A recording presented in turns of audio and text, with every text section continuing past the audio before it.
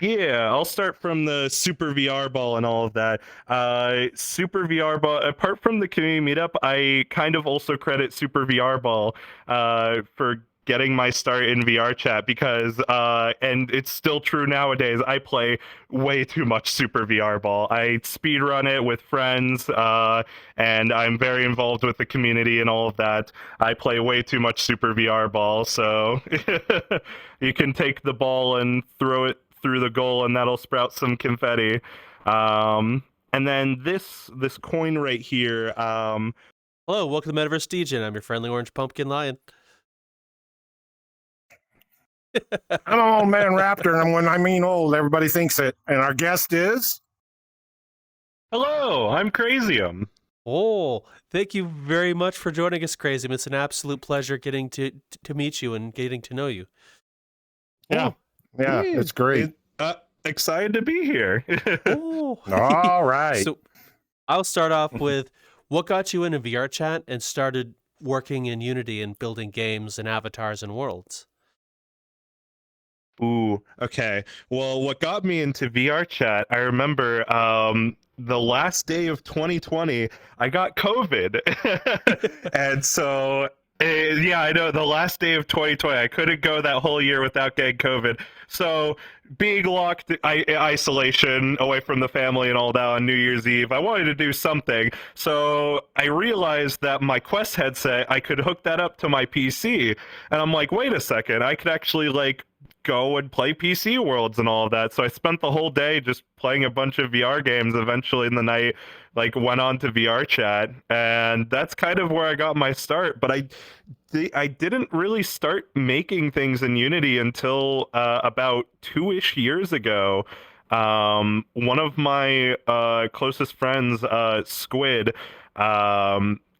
like they invited me to an event called the community meetup, and from there I saw all the crazy cool stuff that people were making, and like showing off their worlds and stuff. I'm like, I want to do that. I have some like experience in Unreal Engine and stuff. How hard could Unity be? Very hard. Oh, so you've had prior experience in working in game engines then. Yeah. So, I started making games and stuff my senior year of high school. I've always wanted to make games and all of that. That's just kind of always been my dream. But I started kind of like as my senior project for high school. I was like, I'm gonna make a game for my senior project. A very regrettable decision because making games is very hard. So I spent the whole first semester learning how to 3D model and texture and everything, and also like rigging characters. And then I spent the next semester like learning Unreal Engine, and I continued for roughly about 2 years after that, just working on this like 3 platformer project in Unreal Engine before making my switch over to Unity. But I've dabbled in a bunch of like little projects and game jams over the years. Oh, wow. Now, did you take do you make games professionally at all, or do you just do it for fun as a hobby? Oh, it's just all hobby work. I think it would be fun to do it professionally sometime in the future, but for now I'm just kind of enjoying it as a hobby and just kind of doing it as a side thing. Oh, that's fair enough. Question for him, Line. I got a question for him, not to interrupt. What games have you made? I see there's one that we know real well off to the side with the beach ball on it and the 20 watermelons. We know that one really well. There's a certain young lady that just cussed up a storm. Cuss up a storm that she. Oh yeah, you know which one it is. What games have you made in VR? So it's most of the days now. I actually tend to make more social experiences rather than games. I have made a couple of games for like the VR chat jams though. My first game was a game called Dunked, which was for the VR chat joke jam about nearly 2 years ago. And that was kind of my first introduction into actual networking and all of that. And I have no idea how I made that game in 9 days.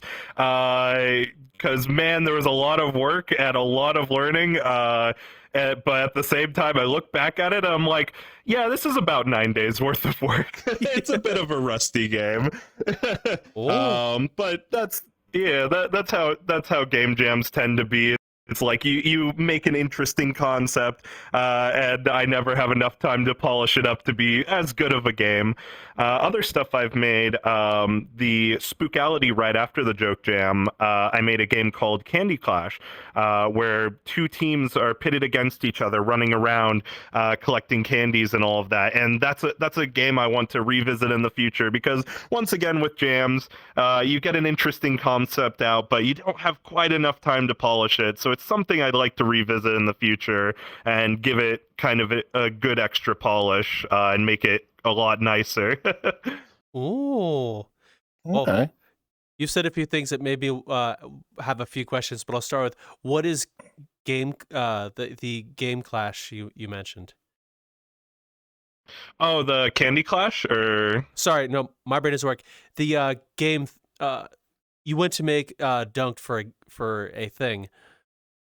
oh, yeah. So 2 years ago, I believe it was for April Fools. VRChat occasionally holds just world jams slash game jams, where you just make a world with a set theme and a specific amount of days. I think normally they give about 2 weeks nowadays, but the joke jam was 9 days, and the theme was just jokes.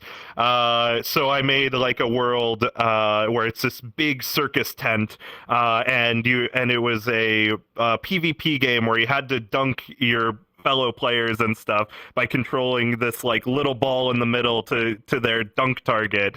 And it was just fun seeing everybody like get on top of their dunk tanks and control the little remotes. Oh, so how long does it take you Okay. normally to make a game? Like if you're gonna sit down and make it without a time limit? So the project that I'm working on right now and the previous project have kind of been my main kind of, I guess, figuring out how long it takes me to make these things, and the roughly about 3 to 4 months. My last project, Placeholder, probably could have been done in about a month, but I always, since that project, I now have a situation where it's like I'm doing a placeholder, which means that I'm adding about an extra 3 months to a project for an overambitious idea. The overambitious idea in placeholder was a 2-week event, and so since it was just directly a 2-week event, I had the grand idea, like, let's make a completely new environment for every single day. Turns out it takes a lot of time to 3D model 14 different environments. And so with my current project right now, it's currently going to take about another month and a half or so, which will roughly be about 3 months. It definitely depends on how complicated the project is, but as of right now, it takes me about 3 to 4 months from start to finish for everything. Oh, okay, that's good to know. When you make worlds and games, where do you pull your inspiration from or your ideas from for those ideas? Ooh, always from previous games and stuff I've played, especially design-wise. I always like to make everything kind of cartoony in a way, or I don't tend to try to go for realistic stylings, mainly just because I know my own limitations, and I know that I could not make something very realistic looking and make it look nice. So I tend to kind of go a bit more stylized and cartoony, and also, as of more recent, kind of more painterly of sorts. I like making things look like they're from a painting and all of that. But it definitely, like, old games inspire me and stuff. Stuff like Kirby, Splatoon, those are like massive just inspirations for me in terms of design. And for like game ideas and all of that, I look back at, like, okay, like what did I enjoy from games that I played as like a kid and stuff, and like what hasn't been done from those like recently. I always like bringing back those old ideas and seeing how I can modernize them and all of that. Oh, wow. So, how is it hard to recreate those old games from your childhood, or do you find it fairly easy to do? Um, it depends. Candy Clash was kind of inspired off of an old like Doodle for Google like game that they made back when I was in middle school or something.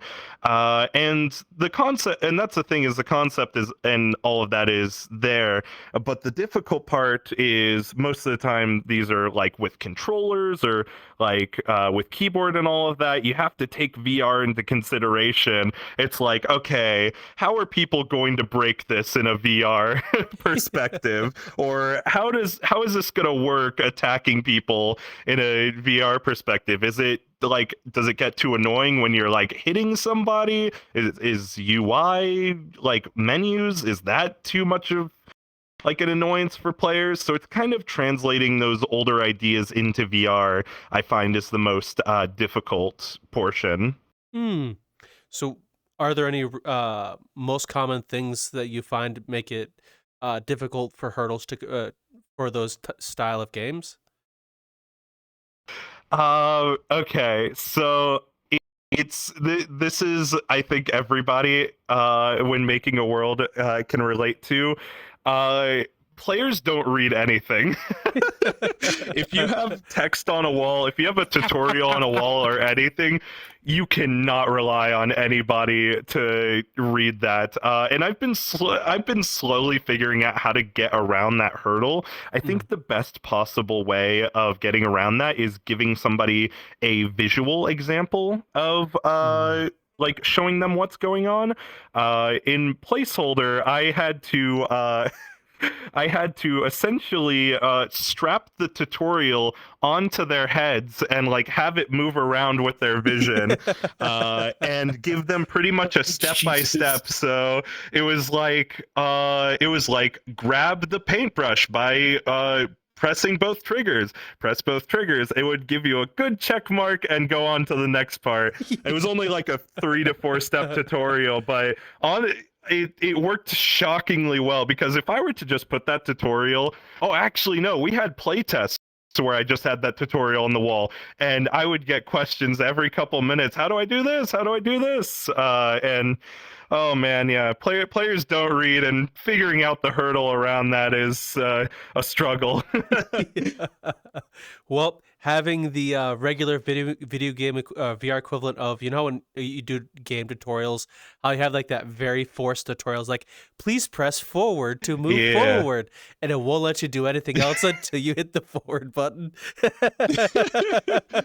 Yeah, I mean, at the very least, like, I pretty much made it like, if you just ignored the tutorial for like 20 seconds, then it would just disappear on its own. Or if you like, there was another button, and this kind of goes into the idea that players don't read. There's a button for entering the world, and then there was a button underneath it for entering the world but skipping the tutorial. And I remember after releasing the world, one of the critiques I got was, oh, I wish I could skip the tutorial. I'm like, read, please. And it was like a blue button and a red button, so it was so obvious that there was another button to press right there. Oh boy. I had no idea that was a common thing amongst VR players, is not reading. Oh yeah, no, then that, like, I've heard it from other world creators and stuff. It's a struggle. And that's the thing, is like, I say other people, but I also I also don't read in VR. That's I can completely understand where other people are coming from when they aren't reading, because I don't even do it. I'll go into the world and there's like a whole big like wall of tutorial text. I'm like, I don't need that. Then I'm the idiot for not knowing how the game is played. Yeah, I've seen that a lot. Well, I went with a friend to a world, and it was one of the furry worlds and everything else. And this, I thought it was funny because this person had to be new. We were just BSing. We didn't even go to the next step, right? And everything else like this. And they're roaming around. They go behind the wall and everything else like this, back and forth and everything else. And I go, "Are you having trouble?" And the person didn't speak, just shook their head. I go, "Just push the little blue button." And we were way out. I go, "All you have to do is push the little bitty dot at the bottom of the end of the sentence. You can go forward." He looked up and down that thing, and he didn't say anything. He looked and everything else like this, and you could see him scratch his head. It's the dot at the end of it. It's the only blue dot on the whole word board that you can push. And I got walked up. I go, "Okay, fine. But this button, you got to push it." All of a sudden, he waved at me, clicked it, and he was gone. And I go, walk back to the other person. And I go, "Wow, interesting. I wonder how many people I could do that with. Just be standing there. I wonder if I could get paid for. I could get paid to go. Hey, you got a quarter? Don't push that blue button." If you tell them not to do it, they'll do it. You tell them not to do whatever you do. Do not read this and don't push the button at the end, please. The curiosity. Oh, I got to push it. Oh, there you go. I think that's the next evolution of tutorials, is just hiring somebody to hop between your worlds and just like tell people like, "Hey, this is like how you do everything." Yeah. Oh my gosh. Hey, have an AI sitting there, standing there telling you how to actually do anything, and you can't go forward. You got to listen to the whole tutorial, what she's got to say, and then you got to click on her to go forward. Oh my gosh. Well, the added bonus of an AI is it'll always have patience. It's not like you have to hire somebody, have to answer, "Don't push the blue button, don't push the blue button, don't push the blue button." After about the sixth time, a normal person is going to lose patience, but the AI will just keep on repeating. Yeah, just keep repeating. World customer service. I can see it already. Oh no. Oh God. Oh wow. What have been some of your favorite projects you've worked on since you've started? So I think my last two projects have to be my favorite. And that's just honestly because I feel like they're the most unique. At least the one I did at the start of last year, which was "This world will be deleted in 24 hours," which essentially is a social experiment of how long can VRChat players keep a world alive. All the concept is simple. There's a 24-hour timer, and there's a button in the middle of the world. If you press that button, the timer resets, and that timer is synced across every single instance. So if somebody were to just go into a private instance, and there's a public instance, they press the button in the private instance, it'll reset it for both instances. And so far, people have kept this world alive for over a year. I believe its first birthday was about a week ago or so, wow. February 3rd. Yeah, and the lowest the timer has ever gotten down to was 16 hours and 15 minutes, and that was back in May of last year. Oh, wow. Did you... Yeah. It sounds like a parking meter. Did you put it in? Hurry up, get your ass out there, put some change in the bar. Hurry up, get it in there, turn the knob. I don't want a ticket. That'd be about the sense of it, wouldn't it? Oh. Holy Christ. Been there, done that. Oh. Hand the kids the change. Go put money in the piggy bank. Hurry up and turn the knob. I don't want a ticket. You gotta press the button. Yeah, push the button. Did you expect it to be alive this long? No. That's a very, very simple no. I remember the night I released the world, I made bets with a couple friends, and my bet was 2 months. which it's kind of funny because I think so. Another thing with the world is that the world changes with every passing hour. So in a way, there's technically like 24 different versions of the world, and there's a lot of stuff at the lower hours that people have just never seen. Below 16 hours has never been seen naturally. And it's interesting because the project that I'm working on right now is actually making a big revamp to that world. Because the world was kind of built with the intention that it would have only lasted about 2 months or so. So I'm kind of going back and I'm like revitalizing it, and I'm planning for at least the next 2 years now. Adding enough content that'll last like 2 years or so. Yeah. What made you want to start that world up to begin with? Ooh, that's a fun story. I remember about 6 months before making the world, I made an avatar just using like a special shader I found online that slowly dissolved the whole entire avatar. And I just remember going up to one of my friends, I'll be like, "Oh, it would be kind of a fun idea if this dissolve effect could be like a world or something. Just have a whole world that gets deleted over a span of time or something." And so I remember having the idea for months on end and just telling like random people like, "Oh, I have this like cool world idea, but it wouldn't be possible because you can't sync stuff between instances and all of that." And then one of my more like technically inclined friends was like, "Oh yeah, you could totally do that. You just have to do like this with video players." I was like, "What? Time to get to work, I guess." And I pretty much immediately started working on the world with one of my friends that kind of knew more of the technical know-hows of all of that. And the world took only roughly about a month to make from start to finish. But yeah. Oh, wow. So during the entire creation process and even after today with some of the people who's been there, what kinds of things have you learned about either the players who've been or about world creation when making the world? People love pressing big red buttons. People absolutely love pressing big red buttons. It's that going back to like tutorials and stuff, trying to force players to figure out how to do something. You don't need to teach somebody how to press a button.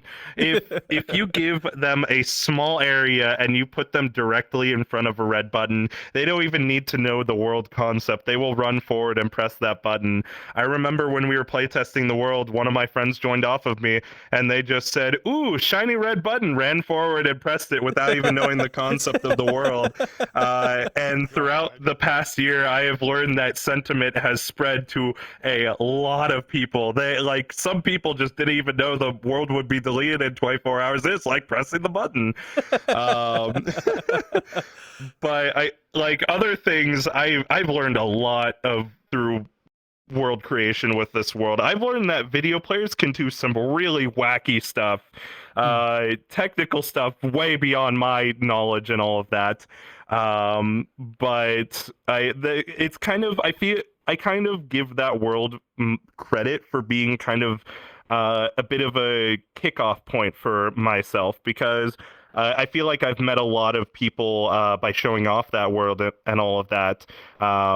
And that's the thing, is I made worlds beforehand and all of that, and none of those worlds I diss or anything, but I feel like with the 24-hour world, that's kind of been my jumping point into world creation more nowadays.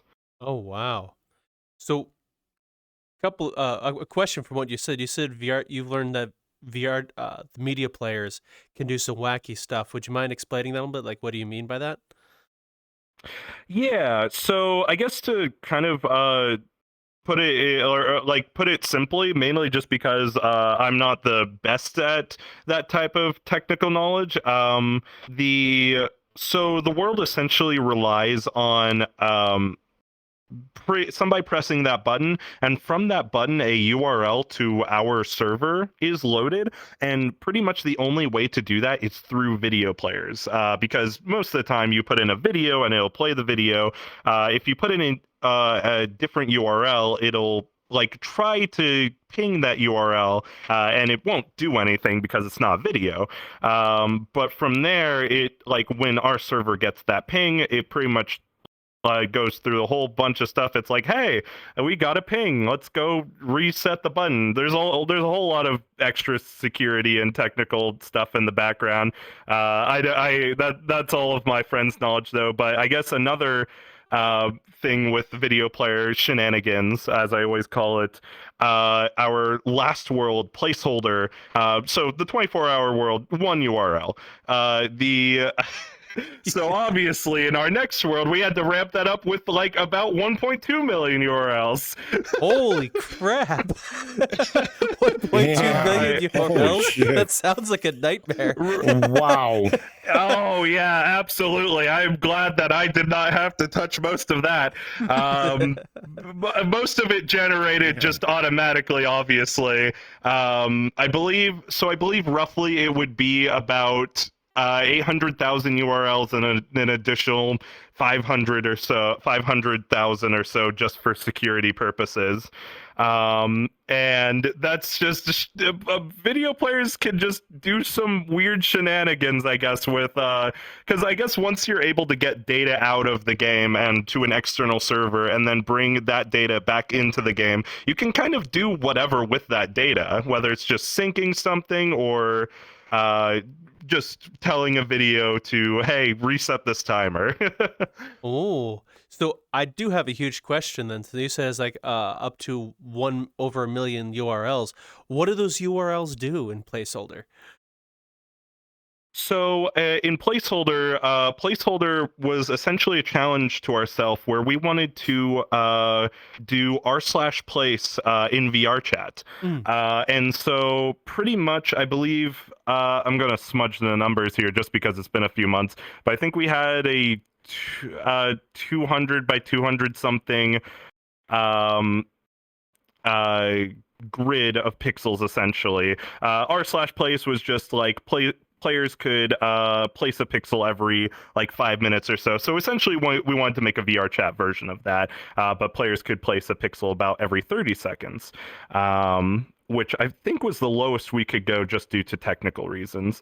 So pretty much, you were given a paintbrush. You take that paintbrush and you select which pixel you want, and then you selected which color you wanted. So once again, smudging the math, we had about 16 colors that players could choose from with a 200 by 200 grid. So it was 200 by 200 by 16, and then an additional like thousands of URLs for security purposes.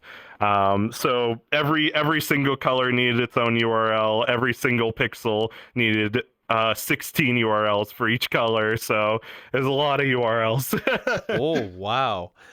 Was that an easy thing to set up on your end, like the world and then also the server background stuff? Yeah, so all of the server stuff is managed by my friend Hobart. He tends to take care of all of that background server stuff, and the world itself was pretty easy to put together since I tend to do all of the udon stuff. On my end, it was pretty much I just needed to make the paintbrush and also make sure like it knows which part of the grid it's selecting, and so from there it's like it'll get the x-axis and it'll get the y-axis, and then it'll get the what we just called c-axis, which was just color. So it could have been like 50 and then 5 for the color, which could be like blue. And so then it would get those numbers. It would do fancy math that Hobart made a formula for, and it would from there it would tell. It would plug those numbers into the formula, and the formula gives you a different number, and that number goes to like this large list of URLs and just goes, hey, place this pixel at this location for this color and all of that.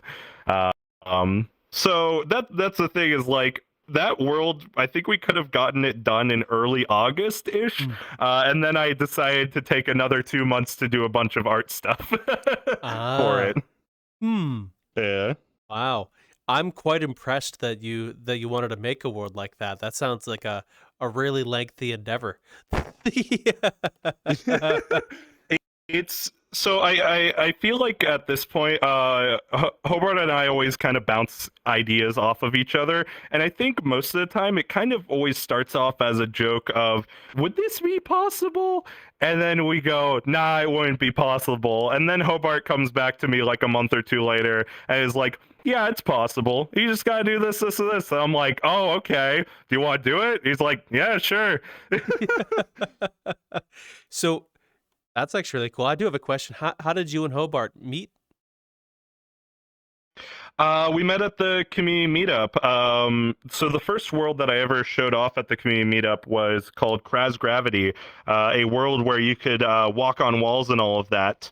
And I just remember, just he pulled me off to the side, and he had some critiques with like Kraz Gravity and stuff, just how to do it technically better and all of that. Which that's the thing is like Hobart is an absolute technical mastermind. I don't know how he does it. He is so brilliant, and it's kind of scary sometimes. I tend to be more on the kind of, I guess, creative art side of everything. But he just knows so much technical like limits and stuff with the game and making worlds and all of that, and it'll just be like every month or so he'll just have a different project to show me, and I'm like, how are you doing this? Oh, I'm very glad there's people like that and yourself here in VR chat, because it make you guys producing such really amazing worlds makes world hopping worthwhile. It's like you'll see a bunch of worlds and you Oh, see that thank one where you. you could like r/place and VR. It's like, wow, that's dope. So I have to say thank you both for doing what you do. Thank you. No, Mhm. we're always happy with like the worlds we make and all of that, and believe me, we do not have a limit on ideas. I have so many ideas bumping around in my head that I want to like just make and all of that, just not enough time. Oh, so I'll get two questions, but I'll start with what is the community meetup? You mentioned it a few times now, and how did you get Yeah. involved like in with the staffing with them? Yeah, so the community meetup is a world showcase slash networking event that we do every Sunday. And so it's pretty much an event for you to show off the worlds that you're making for VRChat and all of that. Uh, so every Sunday we always group up at around 1 p.m. Pacific Standard Time, and people show off worlds that they're making or tech demos and all of that. And it's always just great to bounce ideas off of people or get feedback for whatever you're making. And I got involved with the staffing semi recently. I say semi recently, but it was about 7-ish months ago. Squid just messaged me asking if I wanted to help host for the community meetup. And I was like, yeah, sure. That sounds like fun.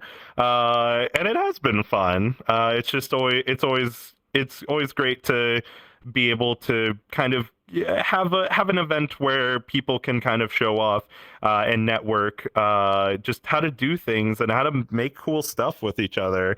And that's the thing is like I always tell it to Squid. It's the community meetup is how I got my start in making things in VR chat. It's an absolutely incredible event, and I probably wouldn't be making the stuff I'm making today without it. So. Oh wow! So what have been some of your favorite memories from your community meetup events? Oh man.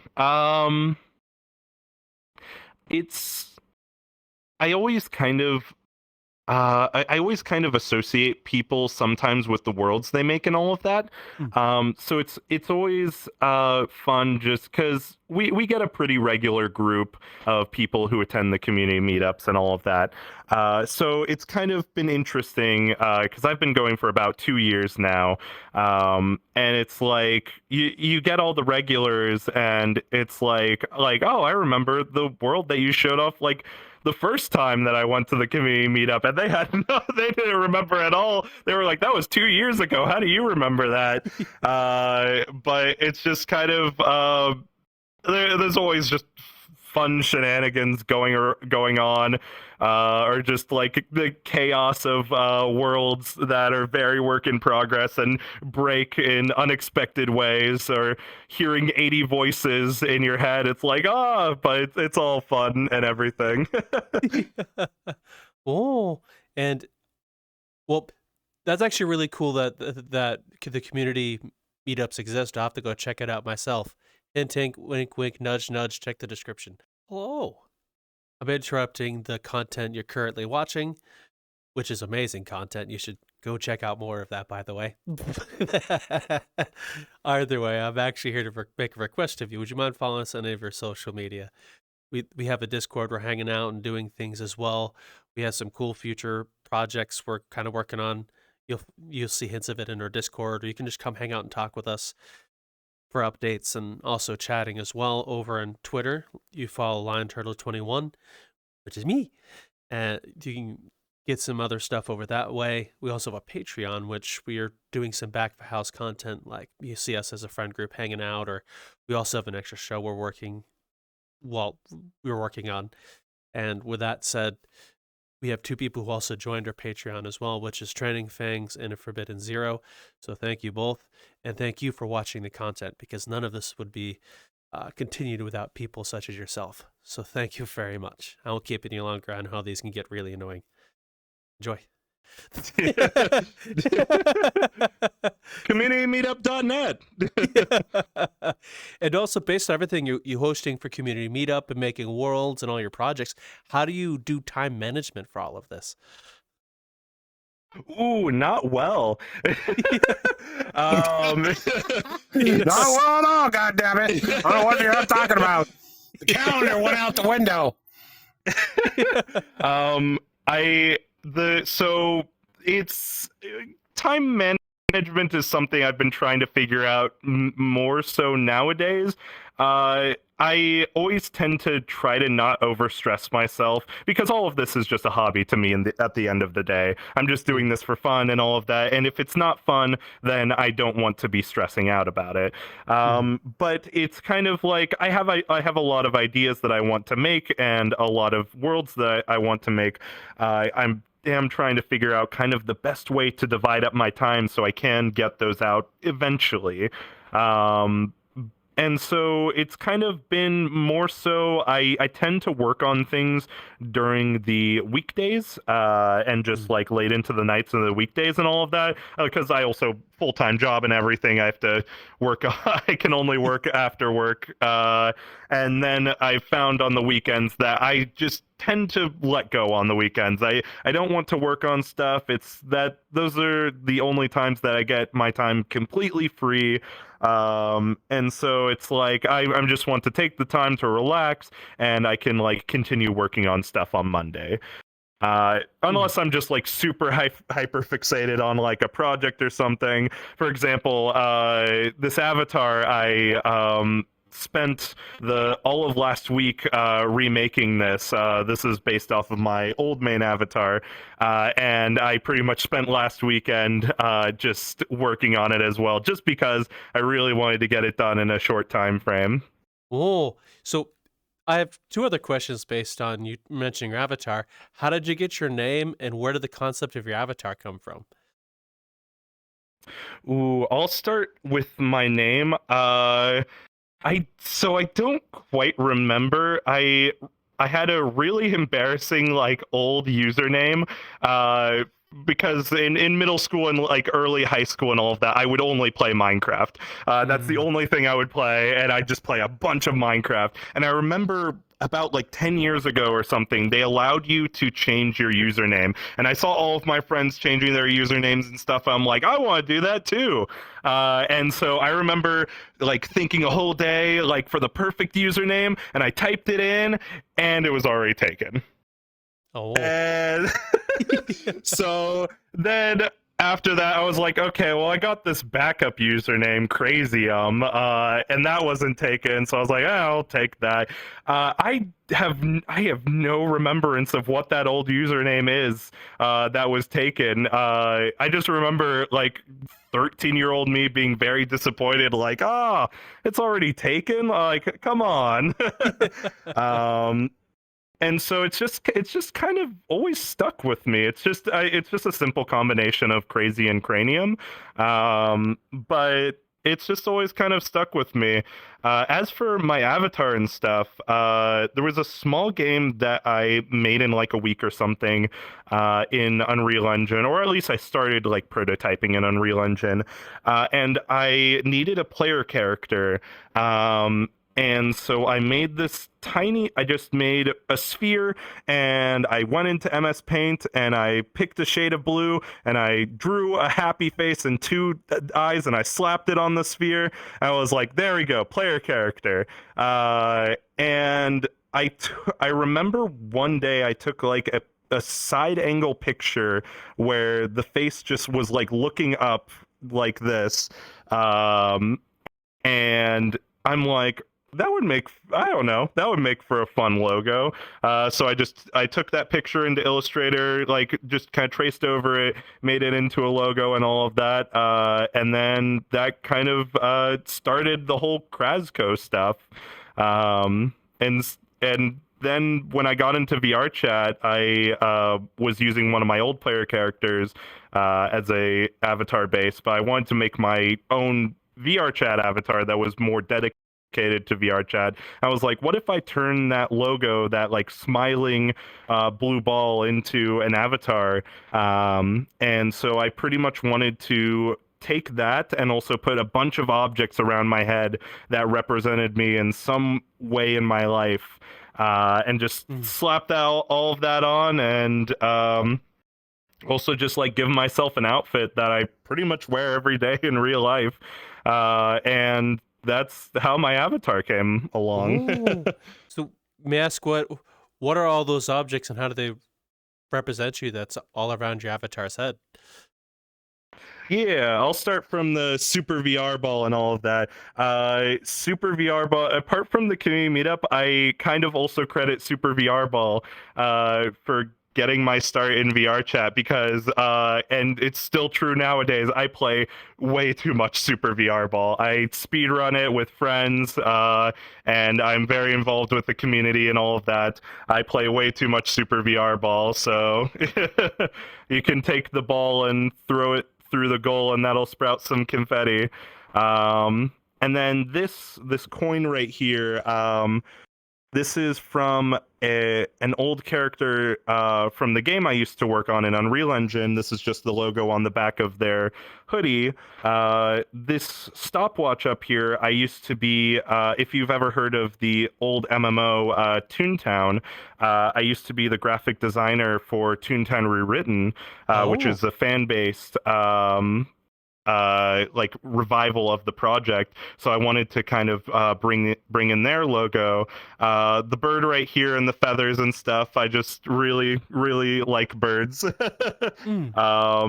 The star on top of my head, I get a lot of my inspiration from Kirby and all of that, so I kind of wanted to add the star in to represent that. The Magic 8 Ball represents the first Udon project that I worked on with networking, which was a simple Magic 8 Ball prefab. You just shake it and it gives you it just gives you a prediction as a Magic 8 Ball would. I'll link up the bird pet counter with the bird. This is probably this monitor right here is probably the one object that has no relation to me, actually. It's just a suggestion from somebody, and I thought it was a really cool idea where you just have the DVD logo bounce around. But I put my name on there and all of that. And then the CD, that's an old version of my logo I actually need to update. And so that just kind of spins around. I always say that it's my memory. And if people pull it out, I'm like, oh, where am I? Oh, God. And then going back to the bird, I love birds so much. So I wanted to make a bird pet counter where every single time the bird is pet, it does a little spin and the number goes up. Oh, wow. And as far as I know, that is the only Quest compatible counter on an avatar out there. It takes about 7 hours to set up. Oh, well, I got a whole bunch of questions basically explaining all that, but I'll start with, like, chronologically, I guess. How did you get involved with Toontown Rewritten, and did you enjoy working on it? Oh yeah, I loved working on like Toontown Written. It was just so I've been doing graphic design since like early high school and all of that. And I just remember like I would always play Toontown. I would always play Toontown Written. I believe 2 years ago maybe they released like a massive update to the game. And I remember playing in the game and all of that, and I was like, I wonder if they're looking for just more helpers and all of that, because the whole Toontown Written stuff is just all volunteer work from dedicated players. And I saw that they had a position open for graphic designer, and I kind of looked through, and I'm like, yeah, I could do all of that. And I remember I spent like 2 weeks or so filling out like their challenge stuff and like messaging a friend like, okay, which graphic design image is from me and which one is actually from the rewritten team. And by the time I started tripping my friend up on like which one was from me and which one, oh, sorry, my phone is going off for some reason. But once I got to the point where they couldn't figure out which was from which, I sent it over. And I heard back from them in a short amount of time, had a small interview, and then started doing graphic design stuff for them. So I would primarily work on the blog post images and all of that. So every single time there was an update or a social media post needed an image or something, that would be me making just the image for that and like posing the tunes, making them do like wacky poses, and just overall just making fun designs. Oh, wow. It That's actually really awesome that you got involved with the whole revamp project. Did you learn anything in the entire process, or was there anything from that whole experience that stuck with you? Yeah. So, for a volunteer team, they are extremely well put together and very professional. And honestly, I think that's mainly because a lot of the team members actually work in like the game industry and all of that, and like actual like companies and whatnot. So I think they know really well how to put themselves together.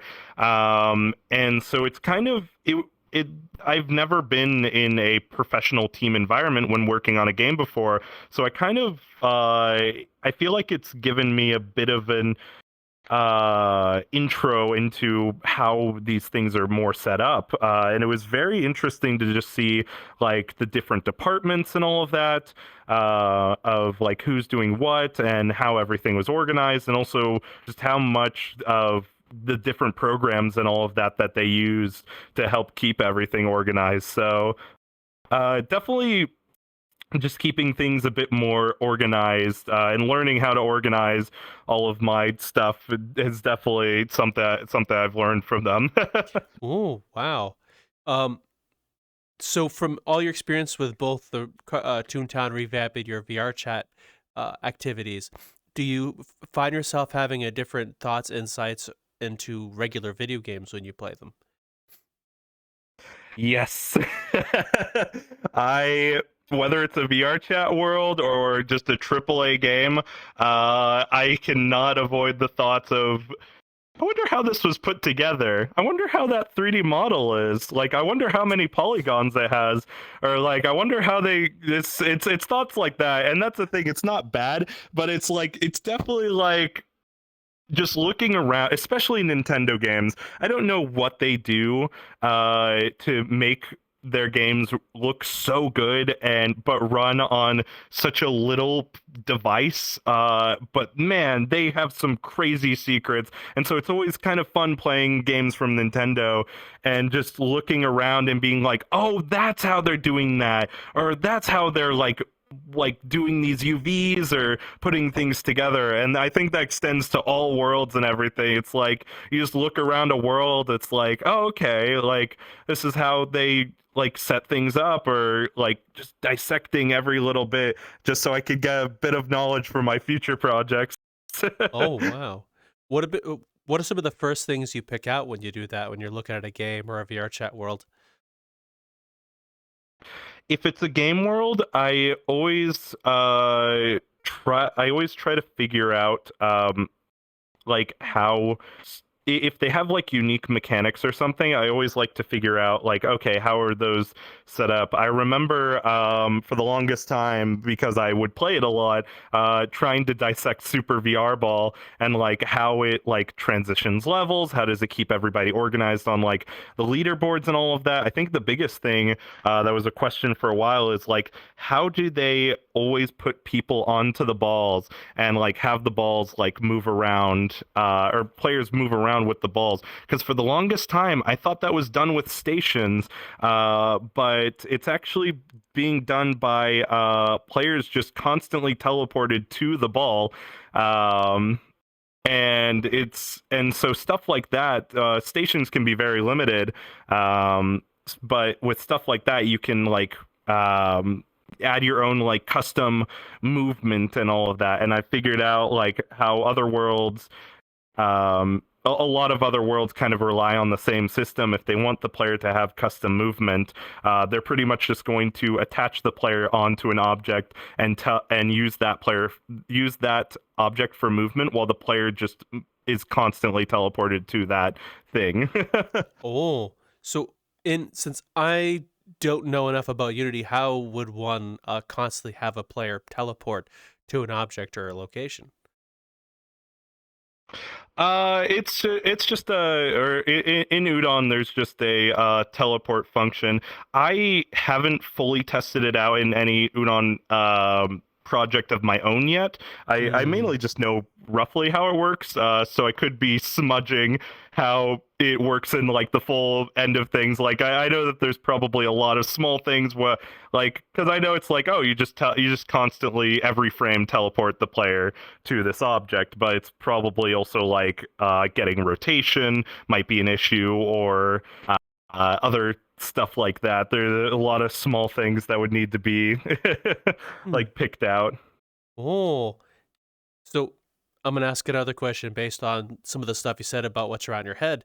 How did you said your counter for the bird is the only one that's Quest compatible?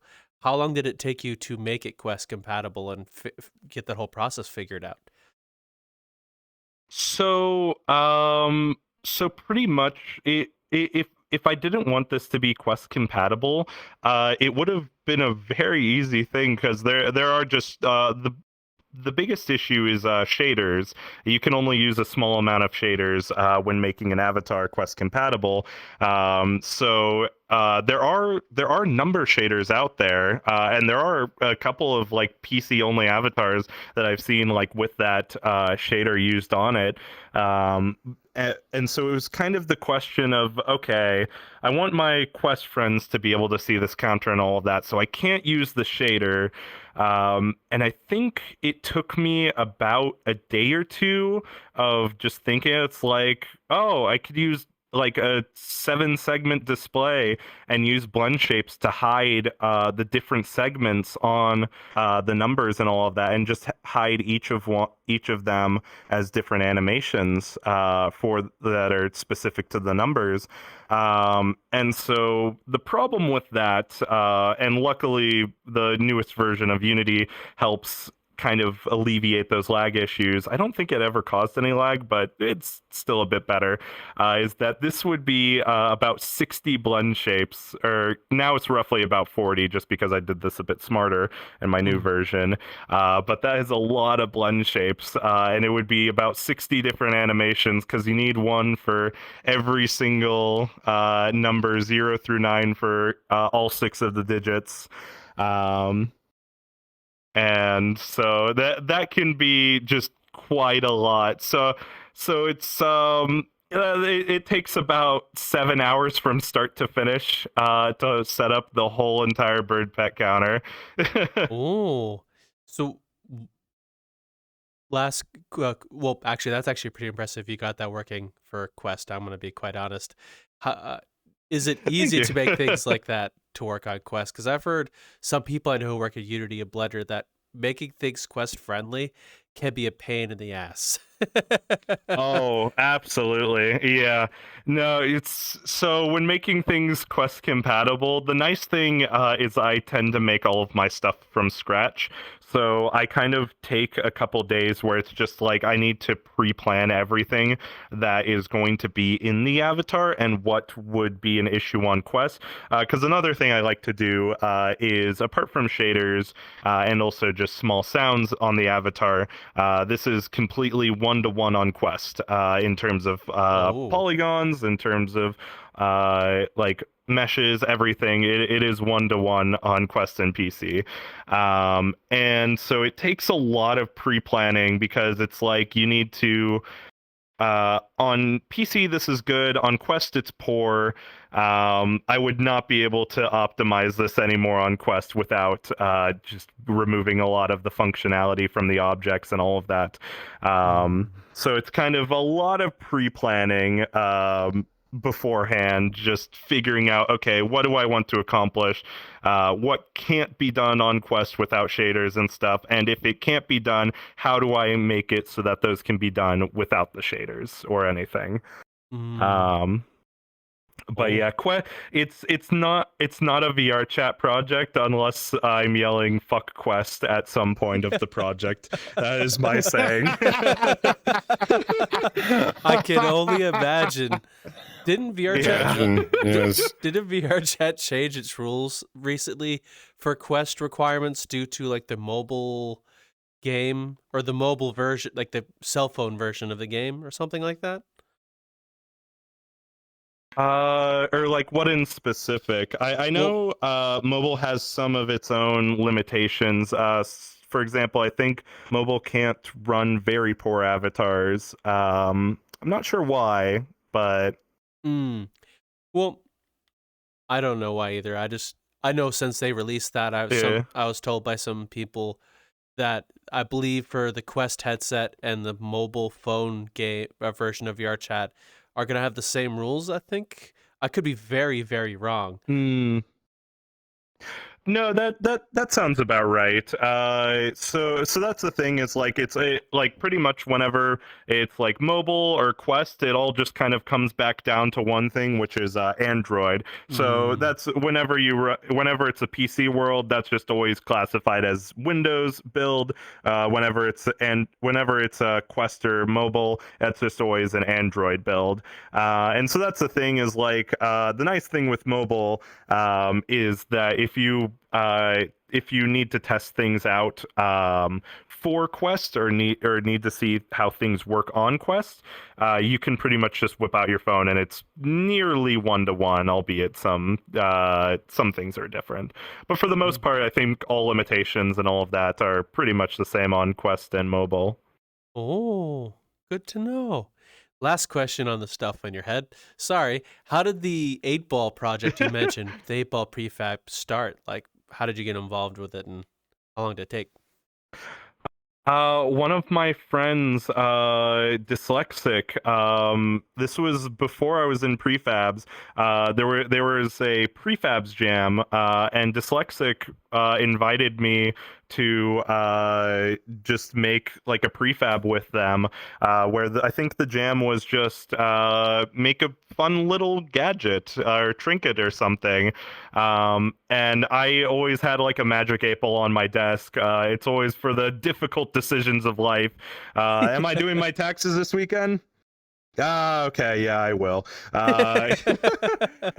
And so I was like, and so I just kind of came up with the idea. It's like I've never seen an 8-ball prefab that like people can just drag and drop into their worlds, just as another kind of like thing in the world. And I feel like that would be something that would be pretty easy to make.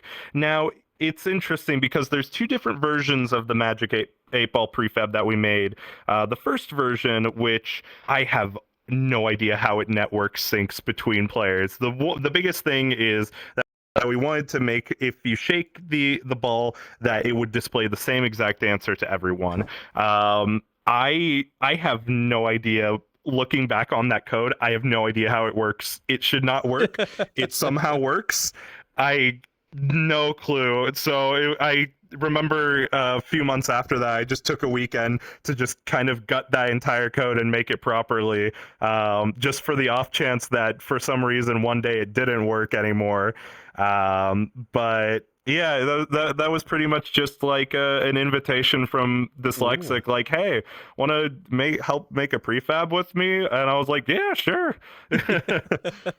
Ooh, that's really cool that how you got the prefab made. You did said that you used your 8-ball on your desk for magic for all your difficult decisions. Has any of those led you to a surprisingly good place when using the magic 8-ball? Oh man, I'll have to think about this. It's been a while since I've had to use it actually. It's still on my desk. But honestly, most of the time I just kind of use it for, like, if I'm working on something, I kind of use it for, like, should I take a break and just hop on VR for a little bit? And then it'll say yes or no. One of the things that one of my friends actually mentioned to me, which I've kind of taken to heart a bit, is that like, I think I asked it like, oh, should I head off VR to work on something? And it gave me an answer like, yes, you should. And I went, oh, like, oh, I can't believe I have to do that. And my friend was like, well, with that reaction, why don't you just stay on VR? I was like, yeah, you're right.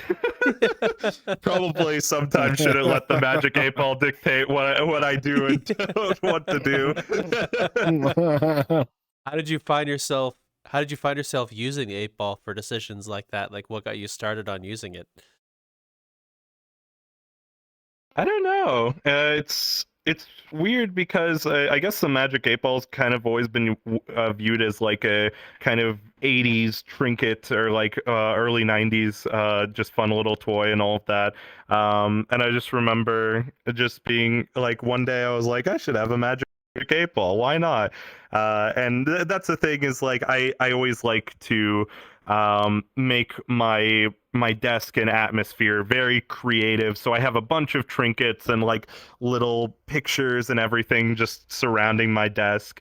So it's just kind of one of those objects that's on my desk just whenever I want to mess around or fiddle with something. Oh, okay. What's your favorite trinket from your desk? Oh boy. Let's see. My desk is to my right now. There's a lot of stuff around there. God.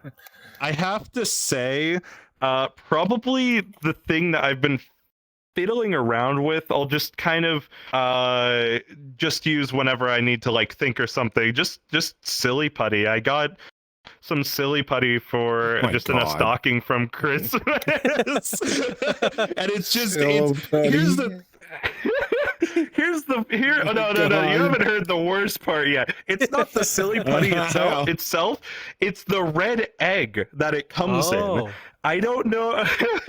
It's like, I don't know what it's about, but just being able to like just hold that red egg in your hand and be able to like kind of pop it open and also close it, it like produces a satisfying noise. And it's just like, I'll just kind of be sitting there just like pondering a 3D model or something, and I'll just like be I'll just go like bloop, bloop, bloop, bloop, bloop, whoop, as I'm just like waiting. And so that like it's literally, I've been using it so much, it is right in front of my keyboard every single day. Ah. It's like a fidget toy. It's like the fidget toy Exactly. that I have. Oh. But what's funny about what he's saying about the silly putty, I used to know an artist that used to have not one, but six of them. Six of them. Oh, is it all Six just in like containers one of silly. giant ball? No. He used to Oh, throw it at his door. He'd pop it up, take it, and he had a comic strip on a comic strip on the door, Yep. and he'd throw it at the comic strip for some stupid reason for artistic mind. I don't know what. All of a sudden you'd be sitting there, and all of a sudden you'd be sitting there, you're talking to him, you pick it up and throw it at the door. And it'd stick to the door. It's silly putty, right? And everything else like this. And I go, what the hell are you doing? He goes, don't bitch, man. I'll pull it off later.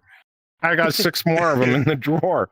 I go, how many times have all 6 of them been on the fucking wall, on the door? About a week ago, I had an idea and I just couldn't get it to go down on paper. So I just kept throwing the silly putty until I ran out, until the idea came up.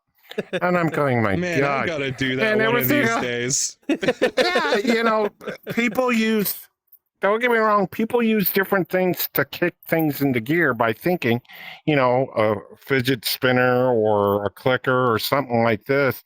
And they like you said, with objects, I've got that kind of crap all over my bedroom and everything else like this. And you're thinking of something like this, and then I don't know what it is with the object that's there, but it kicks the idea into gear, and you're going, hey, okay, I got this. But to throw objects, Well, well, I know another guy that used to, it was funnier than hell. He used to take insulin, and he had a dartboard. After he stuck himself, he'd throw the damn the insulin needle into the dartboard and everything else, and everything else like this. And you come back, you know, maybe a week later, and you figure there'd be a shit ton of them.